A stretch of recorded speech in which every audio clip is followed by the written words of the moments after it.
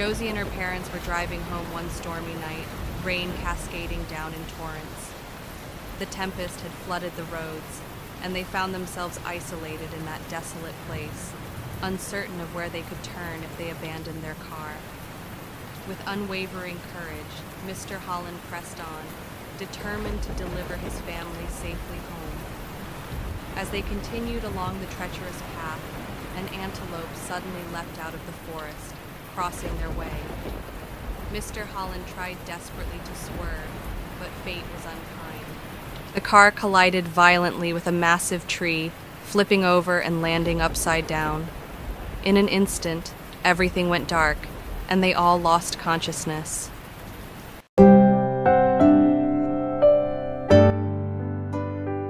6 months after the accident, Josie had yet to see her parents. Instead, she found herself in the care of a kind-hearted family who treated her as their own. Though she had fully recovered from her injuries, they still forbade her from venturing outside. Despite their warmth, Josie's heart ached with longing for her true family. She often pleaded with them, insisting she needed to see her parents, but they only offered cryptic reassurances, telling her this was where she truly belonged. Josie couldn't comprehend their words. Whenever she tried calling her parents, the line would mysteriously disconnect. She made several attempts to escape, but each time she was caught and gently restrained. Frustration and sorrow overwhelmed her, and one day she broke down, sobbing bitterly, imploring them to let her go. Moved by her anguish, a woman named Helene, who had become like a mother to Josie, knelt beside her and said softly, "My dear, we are only trying to protect you from unimaginable pain, but if this is truly your wish, we will honor it." Josie, bewildered, still could not grasp the deeper meaning of Helene's words, as she hadn't understood much of what had transpired in the months she'd been with them. Finally, they agreed to take her. They journeyed to a cemetery. Confused and trembling, Josie asked why they had come to such a sorrowful place. Helene placed a finger to her lips, urging her to stay silent, then pointed across the misty graveyard. Josie gasped.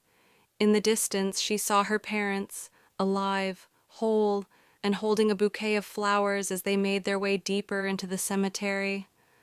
Overcome with emotion, Josie sprinted toward them, calling their names desperately.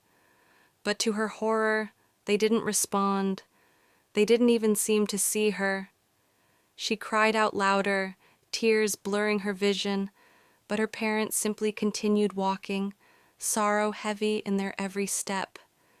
They stopped before a gravestone, knelt down, and Josie, heart-pounding, followed quietly behind.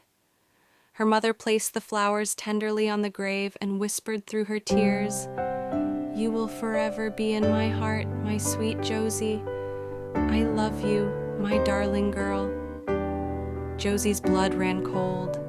She looked down and saw her own name engraved upon the stone. Frozen in shock, she felt Helene's gentle hand on her shoulder. "This," Helene said softly, "is the truth we tried to spare you from. You are no longer among the living, Josie. You passed away that night. Your spirit remains trapped in this realm because of the love that binds you to them." Josie's world shattered. She staggered backward, unable to believe what she was hearing. Helene explained gently that after the accident, the wreckage had been discovered the following day. Though Mr. and Mrs. Holland survived with injuries, Josie had succumbed.